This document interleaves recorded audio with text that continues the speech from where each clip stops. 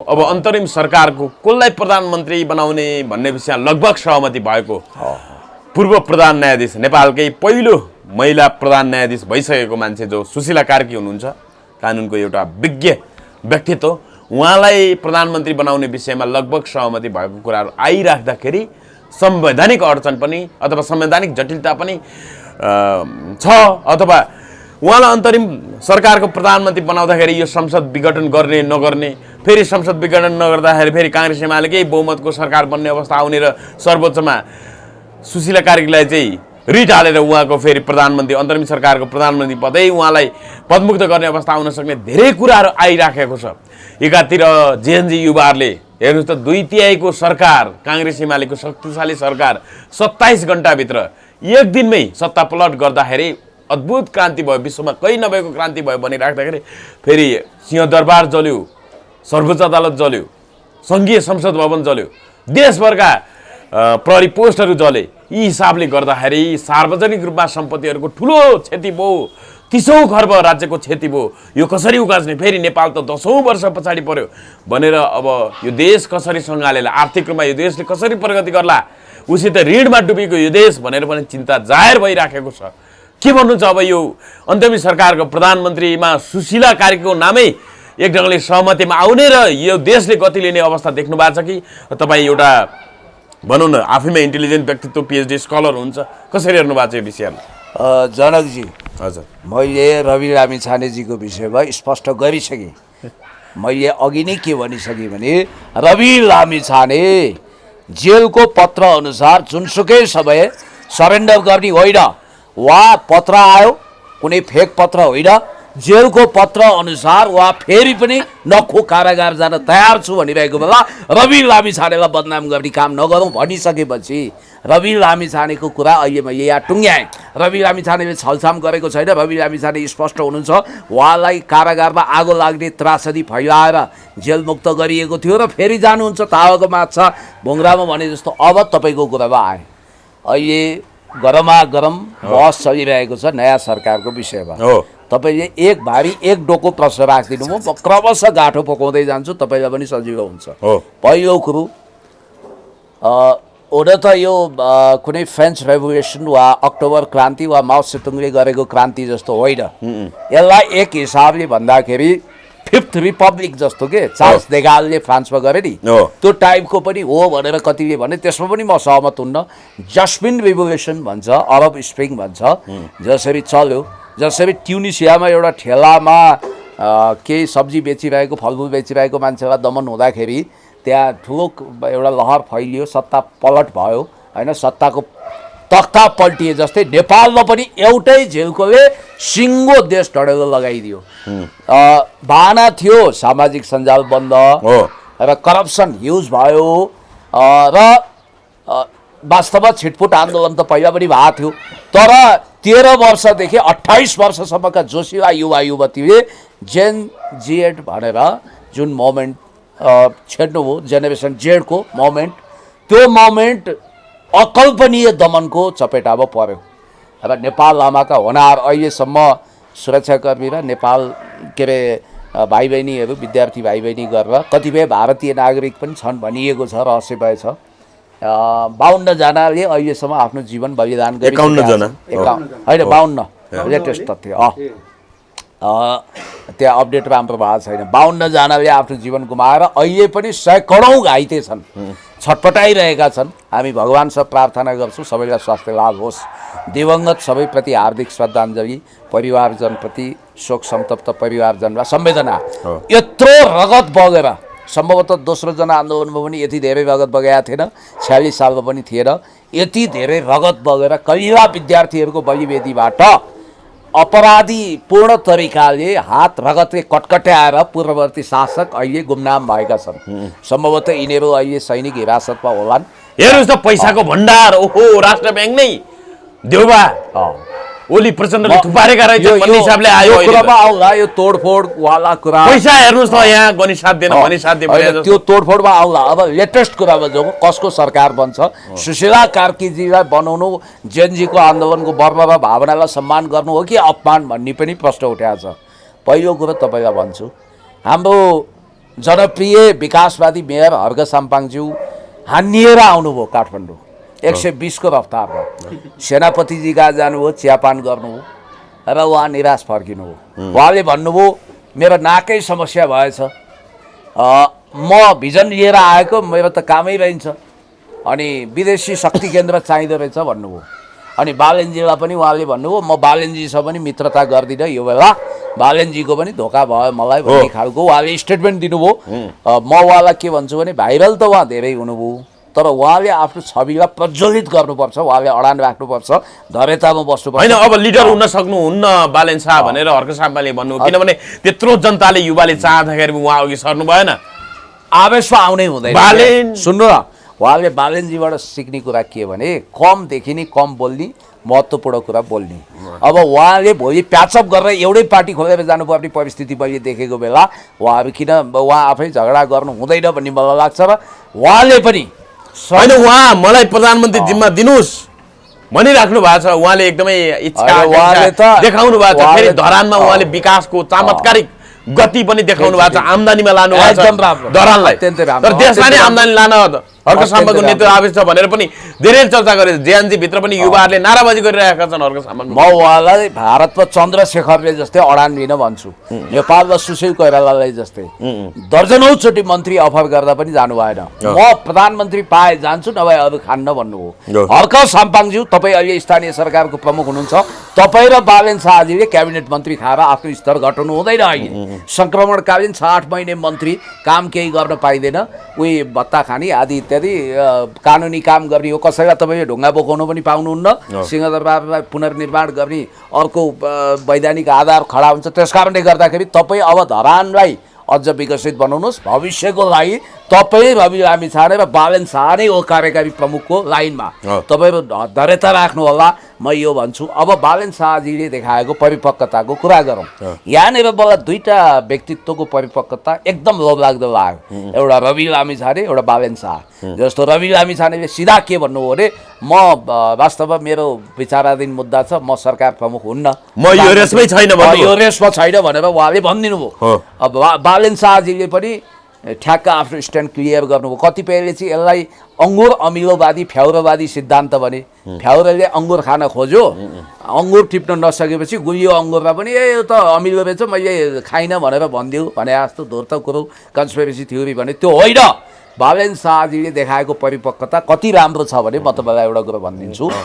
उहाँले के भनिदिनु भयो भन्दा यो जटिल परिस्थितिमा जेएनजीले सुशीला कार्कीज्यूलाई समर्थन गर्नुपर्छ।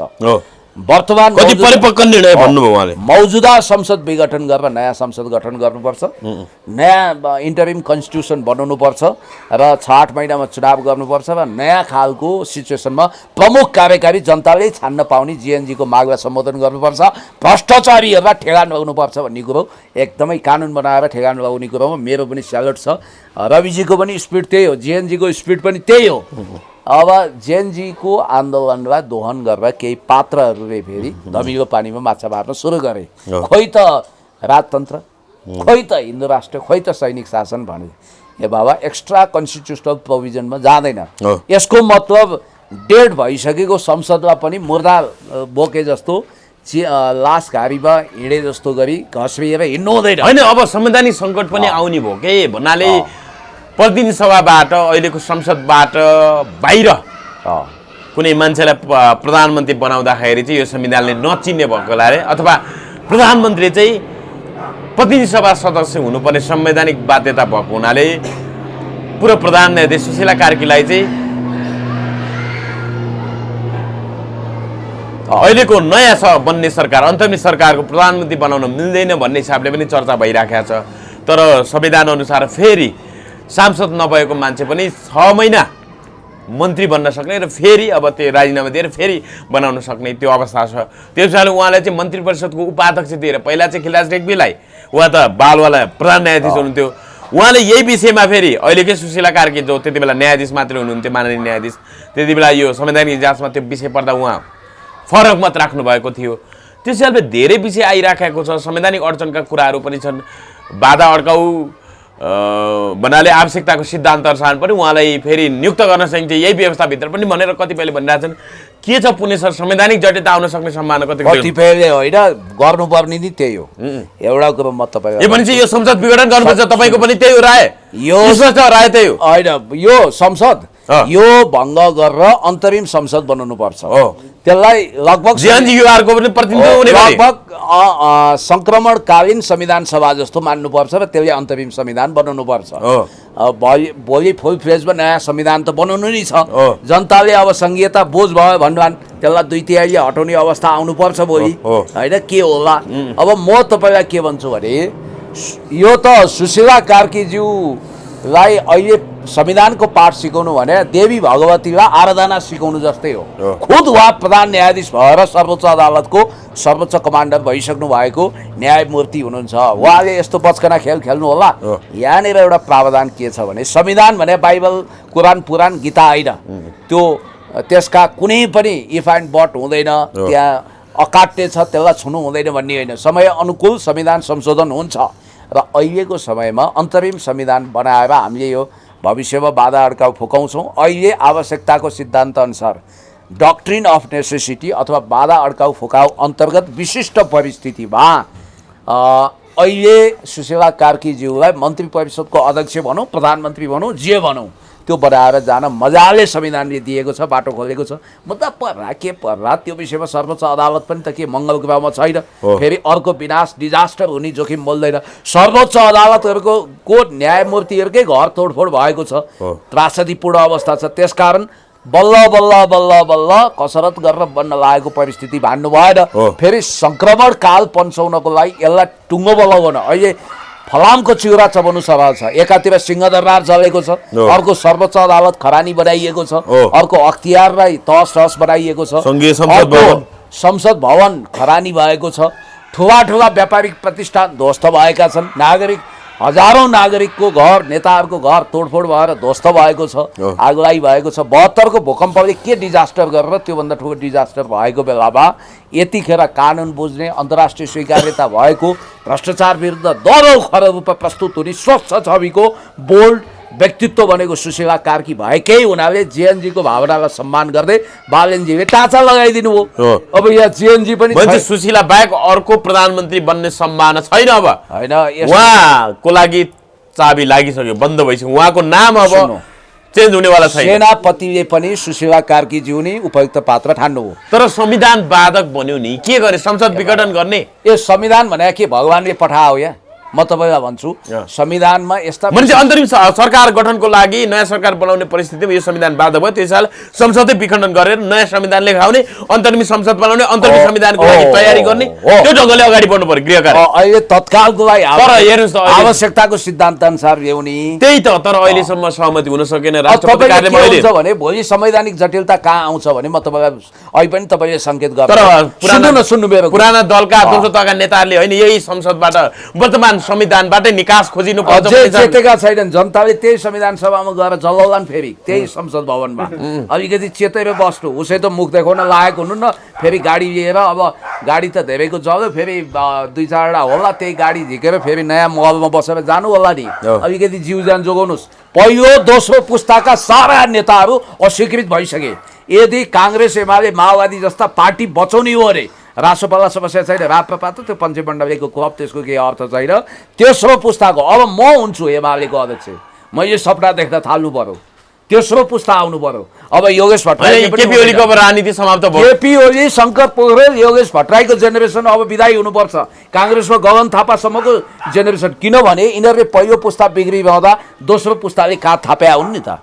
यिनीहरू मौका पायो भने पहिलो पुस्ताभन्दा भ्रष्ट हुन सक्ने हुनाले त्यो भएको हुनाले हामी जस्तो सोच छ के तेस्रो पुस्ता म कसलाई भन्छु भने जसले परिपक्व हुँदाहुँदै मौका पाएन। यहाँनिर जो उषाकरण तिमीसेना हुनुहुन्छ, जो नेकपा एमाले केन्द्रीय सचिव, उहाँले त त्यो अस्तिको जेएनजीको आन्दोलनमा जुन ढङ्गले क्षति भयो, केपी ओलीले राजीनामा दिए प्रधानमन्त्रीबाट, त्यसपछि केपी ओलीलाई साधारण सदस्य पनि नरहने गरी एमालेबाट बर्खास्त गर्नुपर्छ भन्नु। एउटा कुरो के छ भने अब हिजो फेरि उहाँलाई नै निलम्बन गरेका थियो उषाकरणलाई। चिन्तै नगर्नुहोस्, प्रचण्ड, केपी ओली र शेरबहादुर त अब राजनीतिमा आउनै सक्दैनन्।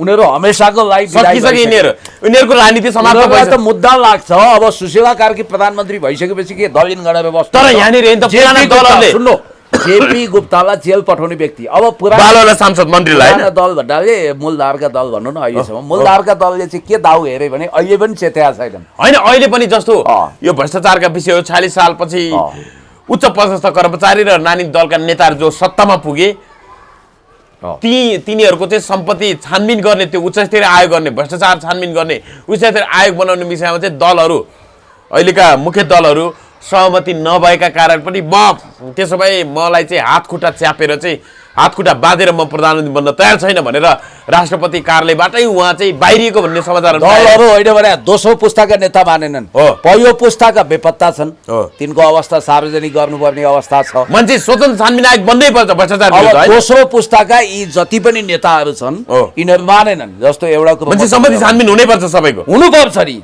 कालो धनलाई तपाईँको व्यवस्थापन गरेन भने फेरि अर्को जेएनजीको योभन्दा खतरा मोमेन्ट हुन्छ हो। अहिलेको प्रतिफल उपलब्धि भनेको उधारोमा हुँदैन ड्याङका ड्याङ नगदमा हुन्छ अबको उपलब्धि भने हो। अब उधारोमा सहमति गरेर जनतालाई थाङ्नामा सुताउँ भन्नु पर्दैन र अब घुस खान पनि सक्दैन र यिनीहरूको दाउपेचीमा के देख्छु भने पुरानै संसद बिउताउने फेरि केही समयपछि सर्वोच्च जाने हो। मुद्दा हाल्ने अनि बहुमतको सरकार अल्पमतको प्रतिपक्ष बनाउने फेरि यही संसदबाट शेरबहादुर नभए म गगन थापा प्रधानमन्त्री भनेर दाबी लिएर जाने ए। अनि केपी ओली नभए म फलाना हुन्छु भनेर योगेश भट्टराई जाने यो अवस्था ल्याउन खोजिरहेछ ए उनीहरूको चाहना त्यो छ हो। भित्री चाहना। हो अब यो त अस्वीकृत खेल हो फेरि भद्दा र पुरानो जटिल विभोगमा फस्छ म भन्छु पहिलो र दोस्रो पुस्ता विदाई हुनुपर्छ टेस्ट नभएको इमान्दार हाम्रो पुस्ताले पार्टी चलाउने हो यहाँनिर अहिलेसम्म हेर्नुहोस् त तपाईँसँग संवाद गर्दा झन्डै 5:30-6 बज्न लागिसकेको छ तर अहिलेसम्म पनि राष्ट्रपति निवासमा जुन शीतल निवासमा भइरहेको छ वार्ता त्यो सहमतिमा पुग्न सकेको छैन। भर्खरै मात्र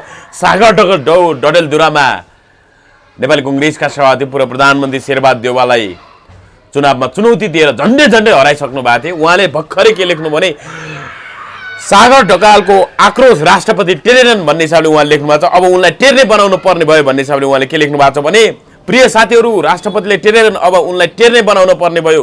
नेपाली काङ्ग्रेसको राष्ट्रपतिद्वारा अल्झाउने प्रयास भइराखेको छ। उहाँले जेनजी पुस्तालाई कमजोर बनाउन समय लम्ब्याउने काम मात्र गर्नुभएको छ। हाम्रो साथीहरूलाई छुट्टै राखिएको छ। राष्ट्रपति कार्यालयमा गएर हामी सबै मिलेर शेरबहादुरलाई समाते जस्तै अब राष्ट्रपतिलाई समातेर राख्नुपर्ने भएको छ। तयार हुनुहुन्छ नि युवाहरू? जेएनजीको पहिलो माग लुकेर होइन राष्ट्रपतिले लाइभ बसेर पुरा गर्नुपर्छ। संसद विघटनपछि अन्तरिम नागरिक सरकार अरू माग यसपछि नेपालको सुरक्षा निकाय अझै कतिजनाको लास चाहिएको छ हिसाब गर्दै जानु हामी तयार छौँ भन्नु। बेचरा यो पहिला कागती बेचेर जीवन निर्वाह गर्ने र 2 कप दुधको चिया घरमा खुवाएकोमा घरभरि झगडा गर्ने बिचरा एउटा ब्राह्मण समुदायको मान्छे जसको घर जलेर उहाँ मर्नु न बाँच्नु विक्षिप्त हुनुहुन्छ त्यो बुढो हाड तपाईँ कति घोट्नुहुन्छ? अहिले रामचन्द्रजीको राम्रोसँग काम गरिरहेको छैन उहाँले राम्रोसँग काम गर्न पाउनु भएको छैन। उहाँ अहिले आफ्ना दलका नेताको दबावमा हुनुहुन्छ। उहाँलाई के भनिएको छ भने खबरदार यो संसद विघटन गर्ने काम गर्लास् भनिएको छ। तपाईँलाई एउटा कुरा भन्छु रामचन्द्र पौडेलजीको औचित्यता त्यही दिन सिद्धियो जुन दिन आफ्नो परमाधिपतिको घर जलिरहेको सेनाले हेऱ्यो पहिलो कुरो। दोस्रो कुरो रामचन्द्र पौडेल कहाँ राष्ट्रपति हुनुभयो? डिजुरे त हुनुभयो डिफ्याक्टो राष्ट्रपति सेनापति हुनुभयो तर त्यही सिंहदरबार त्यही मुख्यालय भयो 1 किलोमिटरको दूरीमा यो विषय पनि आउँला त्यो किन भने अब सेनाले नै विज्ञप्ति दियो नि त राष्ट्रपतिले त राष्ट्रवासीको नाउँमा सम्बोधन गर्नु भएन। त्यसकारण अहिले पनि उहाँ जसो बाहुन बाजे उसै स्वाहा हो। उहाँलाई बिचरा धेरै तानतुन नगरौँ फेरि यो बुढेसकालमा धेरै उहाँलाई हार्ट एट्याक आउला गङ्गालाल लानु पर्ला शान्ति स्वस्ति गर्नु पर्ला उहाँलाई अलिकति हामीले बचाएर कुरो गरौँ। बिचरा उहाँ मर्नु न बाँच्नु। यहाँनिर सुशीला कार्की जो अहिले अन्तरिम सरकारको प्रधानमन्त्रीको रूपमा अगाडि सारिएको छ उहाँ र राष्ट्रपति बीचको त्यो वार्तालापको संवादको विषय बाहिरिएको छ। अलिकति म तपाईँलाई सुनाउँछु। राष्ट्रपतिले अडान राख्नु भएको छ म तपाईँलाई प्रधानमन्त्री नियुक्त गर्छु तपाईँ मन्त्री परिषदको पहिलो बैठकबाट संसद विघटन गर्नुहोस् भन्नुभएछ राष्ट्रपति रामचन्द्र पौडेलले। अनि सुशीला कार्कीको अडान तपाईँ पहिले संसद विघटन गर्नुहोस् अनि बल्ल म प्रधानमन्त्री बन्छु भन्नुभएछ। अब यो के हो हेर्नुहोस् त उहाँले स्पष्ट भन्नुभएको छ हात खुट्टा बाँधिएर म जान्न शक्तिशाली भ्रष्टाचार निवारण सम्बन्धी आयोग बन्नुपर्छ र भ्रष्टहरूलाई भन्नाले सुशीला कार्की र पूर्व प्रधान न्यायाधीश अहिलेको राष्ट्रपति सवाल जवाब चल्यो त यस्तो प्रधानमन्त्रीको सुशीला कार्कीज्यू पनि वान्स अपन टाइम डेमोक्रेटिक मुभमेन्टमा लागेको बिपी कोइराला प्रदीप गिरीहरूको सङ्गत गरेको र हाम्रो दुर्गा सुवेदी दाईको अर्धाङ्गिनी राजनीतिक बुझेको व्यक्ति हुनुहुन्छ, त्यसकारण उहाँले बचकना खेल खेल्नुहुन्न। रामचन्द्र पौडेलजीलाई दबाब छ, उहाँ विक्षिप्त हुनुहुन्छ, उहाँको त्यो घर जलेको चिन्ताले गर्दा उहाँको सारा शक्तिहरू नौनारी फत्रकै गल्या छ, ओर्ताको खङरङै सुकिया छ बिचरा। अब मैले अघि नै भने 500 रुपियाँ हरायो भने रातभरि निन्द्रा नलाग्ने मान्छेको त्यत्रो करोडौँको प्रपर्टी जल्दा कत्रो चिन्ता भयो होला होइन, त्यो हो उहाँको अवस्था। अब अहिले राष्ट्रपति भन्ने एउटा संस्था जोगाइया छ, हिजो उहाँ नारायण नीति सफा गरियो, राजालाई लाने आदि इत्यादि भन्ने हल्ला पनि रातभरि चल्यो, उहाँलाई कति तनाव दियो होला। बल्ल बल्ल उहाँको अवस्था अस्ति सार्वजनिक हो हिजो होइन, त्यस्तो अवस्थामा उहाँ हुनुहुन्छ। सभामुख कहाँ हुनुहुन्छ, प्रमुख दलका नेता, भताभुङ्ग डिजास्टर छ। अब त चुनावमा भोट माग्न पनि पहिलो र दोस्रो पुस्ता जानै सक्दैन हो।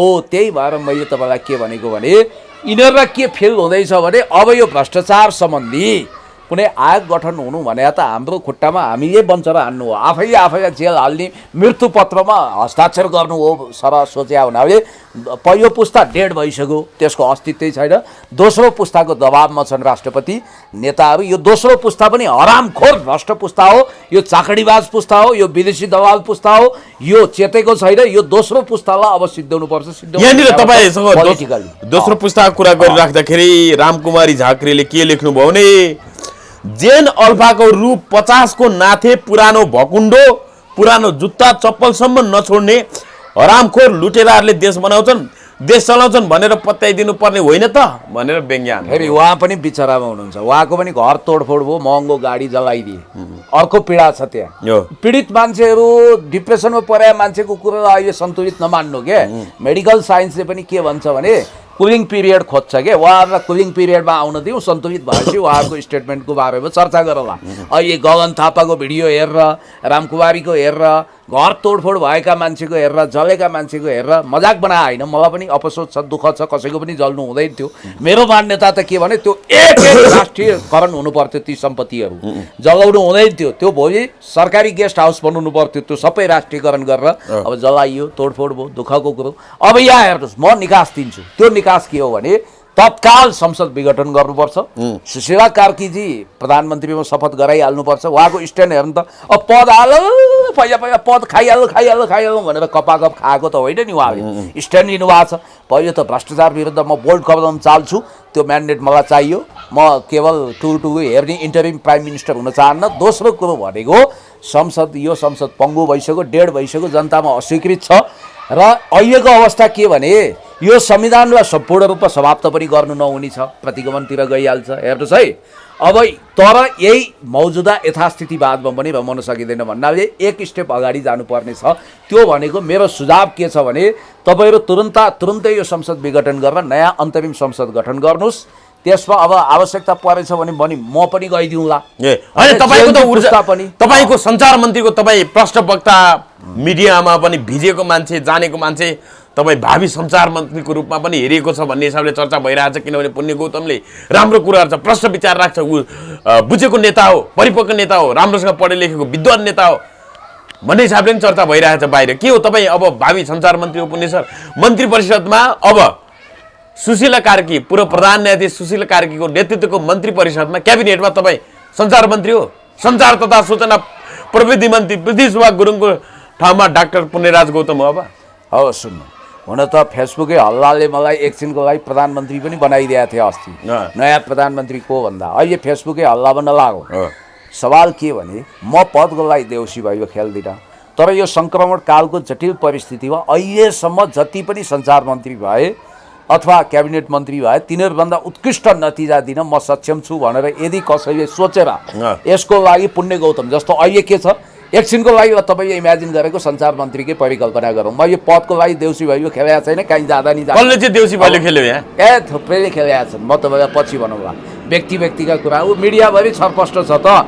एउटा मान्छे बाहिर प्रधानमन्त्रीको हल्ला चलाउँछ, भित्र गएर स्वास्थ्य मन्त्री भने हुँदैन। तपाईँको विचाराधीन मुद्दा भए बिटुले मान्छेलाई लगेर म मन्त्री बनाउँछु भनेर भने हुनाले नयाँ स्ट्याटस देखिरहेछ, अहिले देखिरहनु भएको छ होइन, विवादास्पद मान्छेहरू। म चाहिँ के हो भने तपाईँलाई स्पष्ट भनिदिन्छु, जसरी अहिलेको सञ्चार मन्त्री भनेको राजनीति पनि बुझेको हुनु पर्यो, मिडिया बुझेको हुनु पर्यो। मिडिया भने कान्तिपुर लगायतको कर्पोरेट मिडिया मात्रै बुझेर भएन, सोसियल मिडिया मात्रै बुझेर भएन, कर्पोरेट मिडिया बुझेर हुनु पर्यो। सम्भवतः मभन्दा उपयुक्त पात्र अर्को हुन्छ जस्तो लाग्दैन मलाई यो मामिलामा चाहिँ अहिले, है। यो सञ्चार मन्त्रालय तपाईँ उपयुक्त पात्र हो र तपाईँ यसको दावेदार पनि हो, होइन? तर म दाबी गरेर हिँडेका छैन, दावेदार होइन म, यसमा छैन। तर तपाईँलाई अफर आयो भित्रभित्रै भन्ने हिसाबले चर्चा भइरहेछ सामाजिक सञ्जालमा। त्यो त पछि थाहा होला, होइन? जे होस्, तर तपाईँ फ्याक्ट सुशीला कार्की नेतृत्वको मन्त्री परिषदमा, अन्तरिम सरकारको मन्त्री परिषदमा तपाईँ सञ्चार तथा सूचना प्रविधि मन्त्री हुनुभयो भने पनि हामीले आश्चर्य मान्नु चाहिँ पर्दैन। किन आश्चर्य मान्नुपर्छ? म क्वालिफाइड छु। म त एउटा कुरो, आश्चर्य त प्रधानमन्त्री भएँ भने चाहिँ मान्नु पर्ला। अहिले तत्काल अहिले हुन्न म, त्यही भएर त्यो चाहिँ आश्चर्य मिराकल्स भविष्यमा चाहिँ मिराकल्स हुँदैन फेरि। तर एउटा कुरो विश्वास दिलाउँछु, अहिलेसम्मको सबैभन्दा उत्कृष्ट सञ्चार मन्त्री प्रदीप नेपाललाई मानिन्छ। त्यो बेला सोसियल मिडिया थिएन।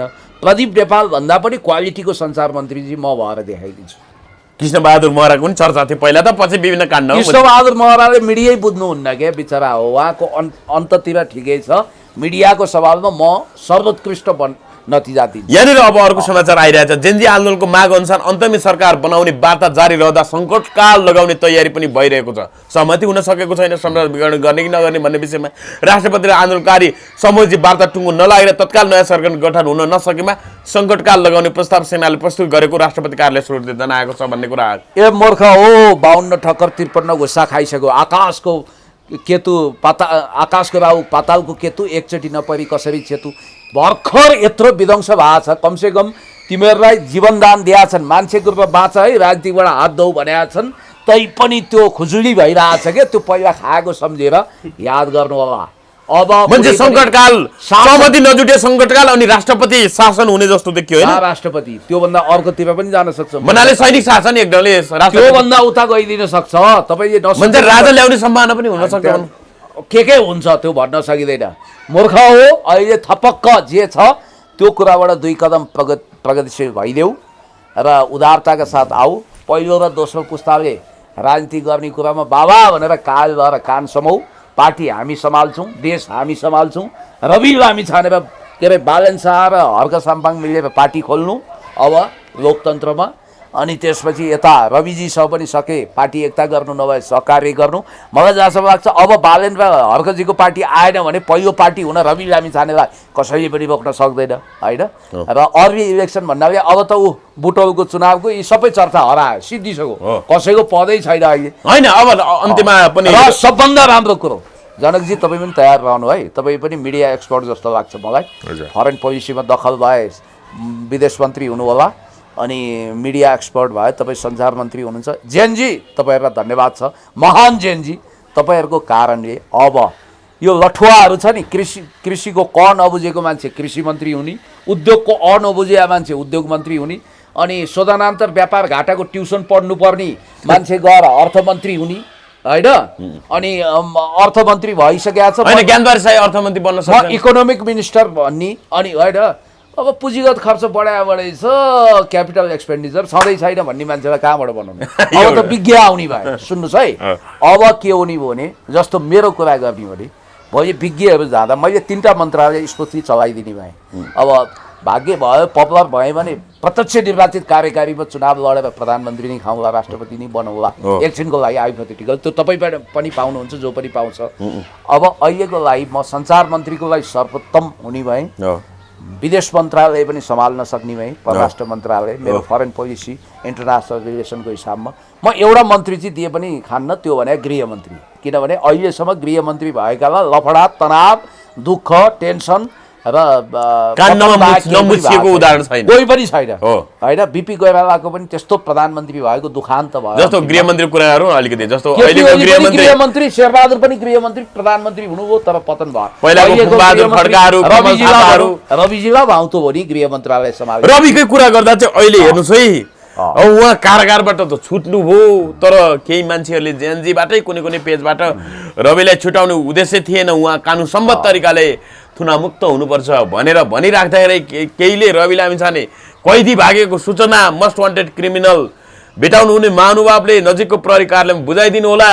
थुनामा रहेका राष्ट्रसभाका सभापति रवि लामिछानेको यस प्रकारका पोस्टरहरू सार्वजनिक हुँदैछ। के भन्नुहुन्छ पुण्य सर? त्यो जेएनजी होइन, दुर्गा प्रसादका कार्यकर्ता जेएनजी हुन् तिनीहरू। उनीहरूले मिडियाबाजी गरिरहेछन् होइन। मैले है आफ्नो कुरा टुङ्ग्याएँ के, जस्तो म भविष्यमा विदेश मन्त्री अथवा परराष्ट्र मन्त्री, सञ्चार मन्त्री या अर्थमन्त्री, यो 3 मन्त्रालय सम्हाल्न सक्छु मेरो क्षमताले। अरू म दाबी गर्दिनँ होइन। मैले भन्न खोजेँ अब विज्ञ विशेषज्ञ सहित रक्षामा अनुभव भएकालाई रक्षा मन्त्री बनाउने।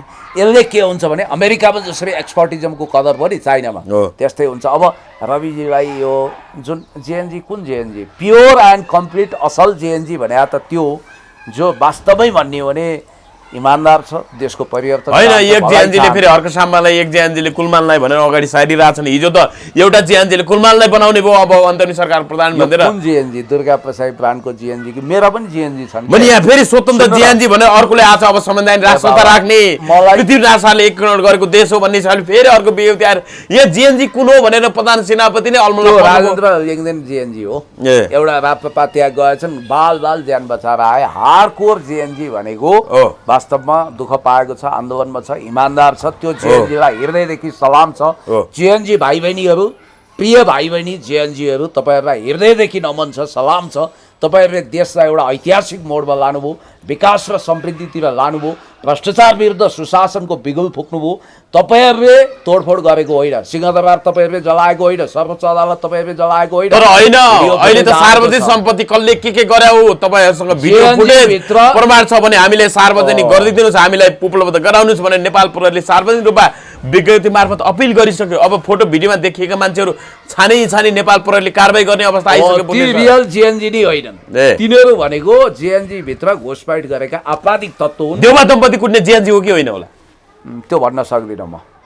हेर्नु त रक्तमै भएको हेलिकप्टर आयो, हेलिकप्टर बनाउन चाहिँ ढुङ्गामुढा भयो हेलिकप्टर। त्यो पनि होइन होला, मलाई पैसाको चाङ देखियो नेताहरू। पैसा त हेर्नुहोस् कति देखियो, राष्ट्र ब्याङ्कै उनीहरूले कब्जा गरेको जस्तो देखियो त्यहाँ। हेर्नुहोस् त अब घरै तपाईँको राजमहल जस्तो सुरुङभित्र समेत पैसा हेर्न। तर यो मेसोमा केही इनोसेन्ट मान्छेहरूको पनि घर तोडियो, कसैको पनि। म त भन्छु ती घरहरू तोड्ने र उ गर्ने जलाउने होइन, तिनीहरूलाई कब्जा गर्नु पर्थ्यो कालो धनको घर, जो भोलि राष्ट्रियकरण हुनु पर्थ्यो होइन। अब जे होस्, एउटा वेम आयो, आँधी आयो, तुफान आयो, त्यसले कल्ला बढाएर कसले लतारो। सबभन्दा दुःखको कुरो नेपालबाट खरबौँ लगानी गर्ने उद्योगपतिहरू पलायन हुने भए, उनीहरूको उद्योग पलायन भयो। नेपाललाई फेल्ड स्टेट बनाउन, मल्टिपल अर्ग्यान फेलियरमा लान अनेक दाउपेच छ, तपाईँले देखिरहनु भएको छ।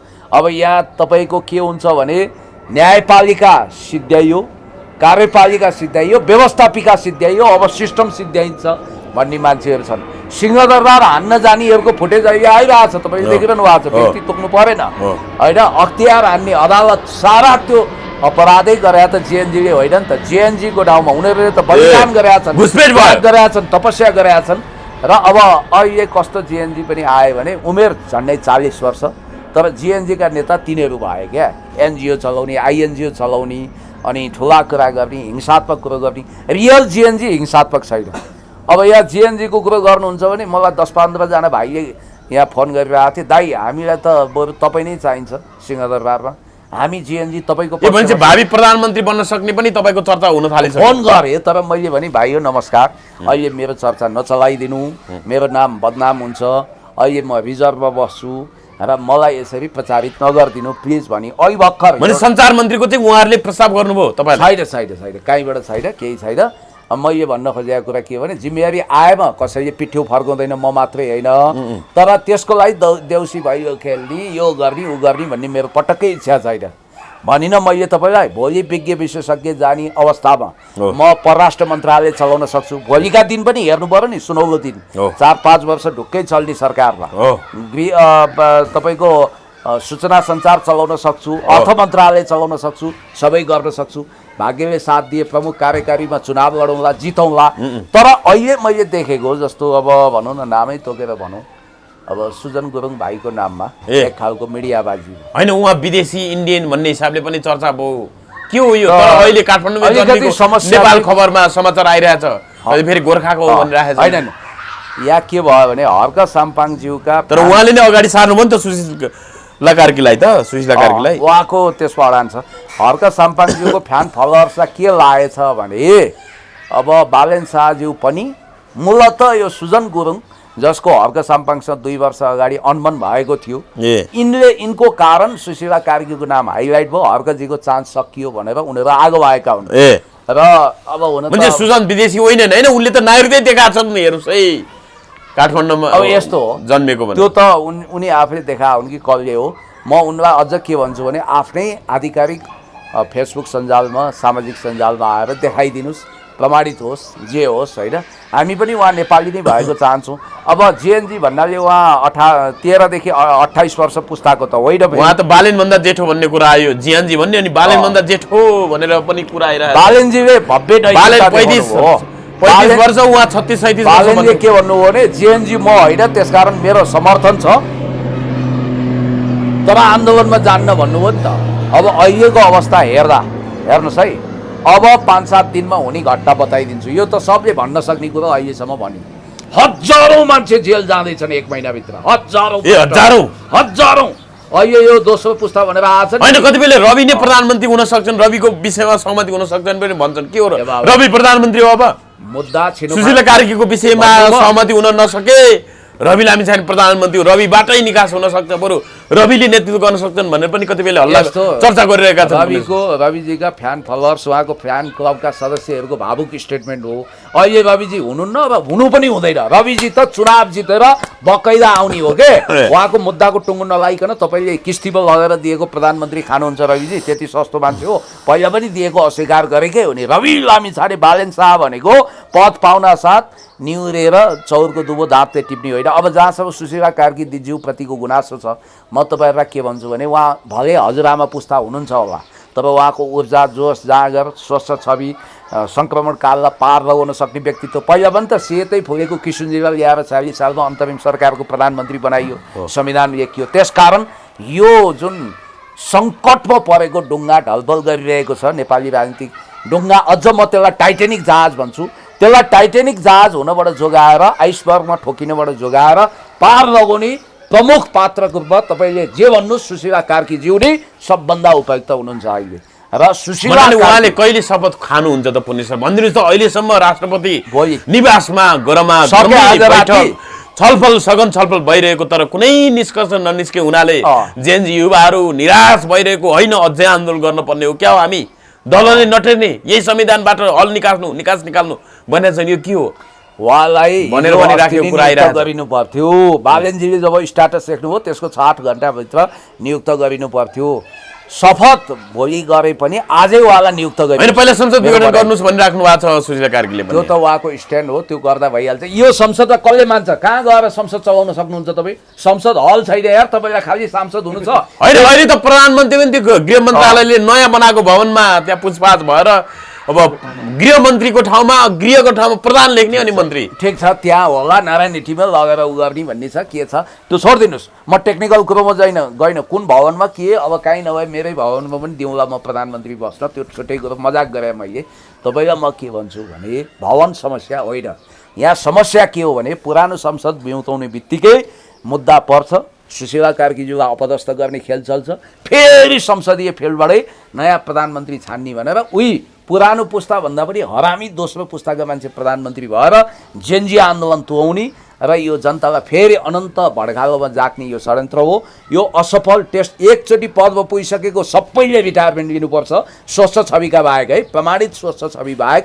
अब सायद हजारौँ मान्छे जेल जान सक्छन् भ्रष्टाचार मुद्दामा। त्यस कारणले गर्दाखेरि नयाँ फ्रेस पुस्ता आउनुपर्छ, हामी चलाउँछौँ। अब लोकतन्त्रमा पार्टी कसरी चलाउनुपर्छ हामी देखाइदिन्छौँ। हस्, महत्त्वपूर्ण संवाद, धन्यवाद। धेरै धेरै धन्यवाद।